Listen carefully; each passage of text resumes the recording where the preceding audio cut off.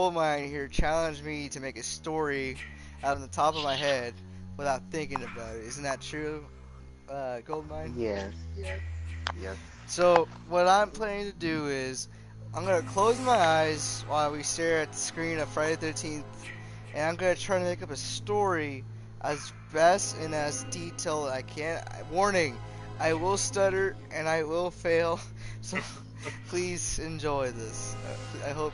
And if you guys like to see more of this kind of videos, then please comment down, like, leave a subscribe, and oh, okay, I flipped them. Anyways, just comment down for more. Okay. Okay, give me a setting and we're gonna start on Friday the 13th. Give me a setting, like area. What do you mean? Like give me an area, like how the game gave us, like Crystal Lake, Higgins Haven, like, Pakanek. oh, Pakanaka Lodge. Yeah, Pakanek. Pakanaka Lodge. Oh, sorry guys. Okay. So it was me and Goldmine. We were walking down to the cabin. We noticed that we were supposed to be there because thanks to one of the counselors, needed some help with the tools. And after we got there, we went to open the door. I was away from my buddy Goldmine because I had to do some other little small errand. But I heard Goldmine scream across the room, and I just yelled what? And I ran to his need, and I noticed a dead cat here. Stuttered, cried on his knees, and he said, "No, what, what could have happened here? No." And so as a tough guy I am, I said, "Hey, Bullshit. we'll call 911 and we'll get this over with." So I went to call to the phone. I went to the phone and I was about to call 911. And when I called the operator, out of nowhere, the line broke. And I couldn't hear anything. I tried it again, and I told my Goldmine, Goldmine, and he responded, "Yeah, yeah." Uh, I said, uh, "Don't get scared, but the phones aren't working." And and Goldmine's heart sank. He sank. He paranoid a little bit, and his fear began to grow. I would hear comfort him, say, "Hey, it's okay, it's okay. We'll find another. There's another house in another cabin. We'll go over there and check it out, okay?" And so we took him. So we walked together. But as we walked by, at a distance, we saw a man with an axe, with a hockey mask, standing still, staring right at us. Elias. I didn't notice him at first, but my best friend Goldmine said, um, "Hey, hey, hey," and I looked at him and said, "What? What's wrong? What's wrong?" And so he pointed at the mysterious man with the hockey mask, and said, "Who is that?" And I looked and I said, Where?"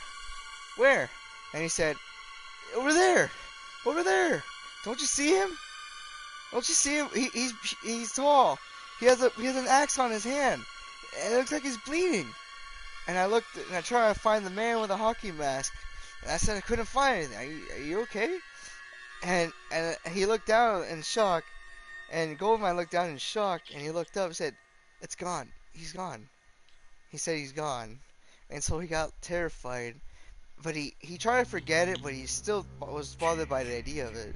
And so I tried to calm him down. So we walked around in the dark woods with my flashlight on, but I noticed that my flashlight was low on battery.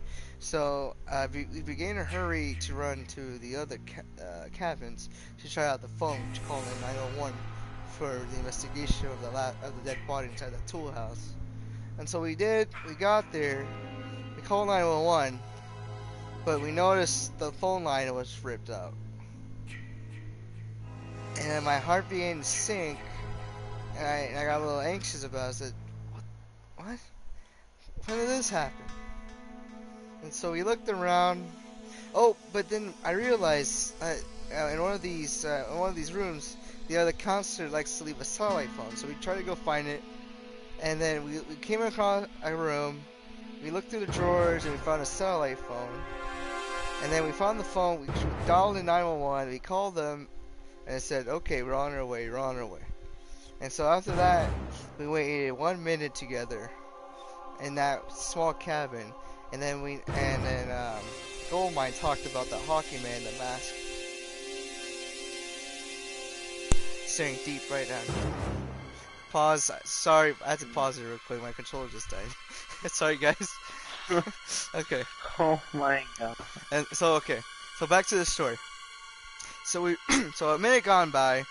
We laid on the couch, or I was laying on. He was like Goldmine was laying on the couch, and I was sitting on a chair. Goldmine laid down on the couch, and he took a little nap. But during his little nap, he thought about that mysterious man in the hockey mask, and he got to the point where he woke up, breathing hard, say, "What?" And I said, "What? Yeah. He chased me. I couldn't get away." I told him, "Are you okay? Are you okay?" And then when I stood up to comfort him, and while he was on the couch, I looked straight up, and there was a window there, and I saw a man with a hockey mask looking down upon me. I started skating. I started growing some goosebumps, and I got worried. And I said, "What? Goldmine?" Goldmine said, "Yeah." And I said, "Yeah, he's, remember that guy in the hockey mask you told me about earlier?" And he said, "Yeah." And I said, he's right up there." Oh, and then he looked, and then I pulled Goldmine to me, and I make him look up, and the hockey mask man, mysterious man, disappeared. And I got in shock, and I got scared now. And we both got scared because we saw the same man there and there, but disappeared before the other one had a chance to run.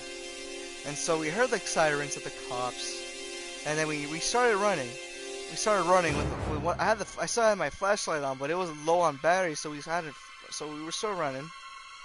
And when we got there, we saw the lights and sirens. We saw the cop car, but there was nobody here. And I said, "Is the cop supposed to be here? Is the cop supposed to be here?" And Goldmine looked at me, and he said, "Yeah, I mean the cop car is obviously here. Where would they be?"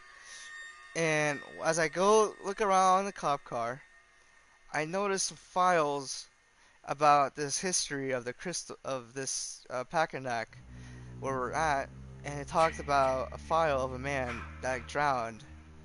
Oh, that was previously drowned in Crystal Lake. About a killer. And they say he appeared in a hockey mask. And then my heart began to sink. When I got out of the cop car, after I looked at the files, I saw Goldmine. And before I told him what's on the report, from the police report, I saw the hockey mask man right behind Goldmine. Goldmine looked at me. He said, "Are you okay?" And I was in white. My skin was white. I couldn't say anything. All I did was point at that hockey mask man. Before Goldmine had the chance to look, he got hit in the gut, and which instantly killed him. And as I saw Goldmine died right in front of me, before my eyes, I began to cry. The next thing I know was that I got in the cop car. I turned on the ignition, and I drive out of the camp area. And so I drive out of the camp area.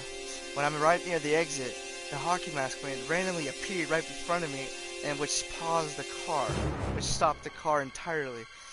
And I hit my head. I noticed when I regained my consciousness, I was bleeding in the front of my face where I could barely see.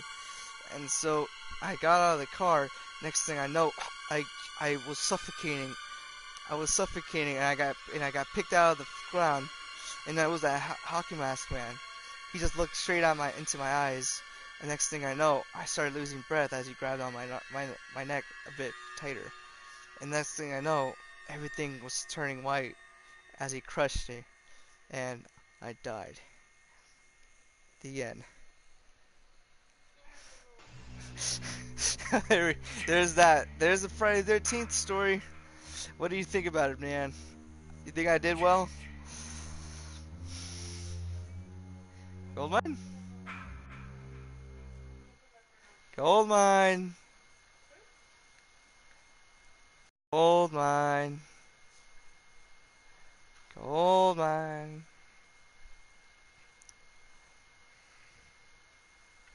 Well, I hope you guys liked the session of Friday the 13th story. Sorry about the story. It was really thought out of the top of my head. I hope I can make it presentable and enjoyable for you guys. If you guys just like to see more of these kind of videos, please leave a comment, leave a like, and subscribe. I've been Necros, signing out.